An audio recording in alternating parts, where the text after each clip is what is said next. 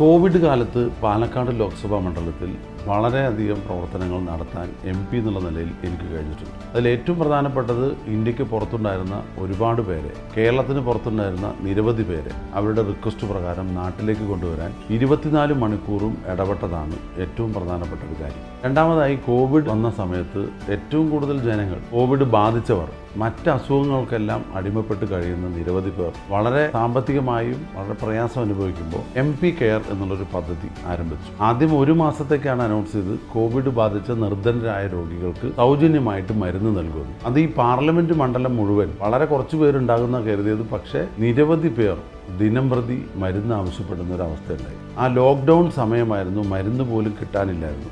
അത് ലോക്ക്ഡൗൺ വീണ്ടും നീട്ടി ചുരുങ്ങിയത് 4 മാസക്കാലം സൗജന്യമായിട്ട് മരുന്ന് എത്തിക്കാൻ കഴിഞ്ഞു. അവരുടെ പ്രയാസം അകറ്റാൻ അതിലൂടെ കഴിഞ്ഞതാണ് MP കെയർ പദ്ധതി. പാലക്കാട്ടെ വികസന പ്രവർത്തനങ്ങൾ തുടരാൻ എന്നെ വീണ്ടും വിജയിപ്പിക്കണമെന്ന് വിനയപൂർവ്വം അഭ്യർത്ഥിക്കുന്നു.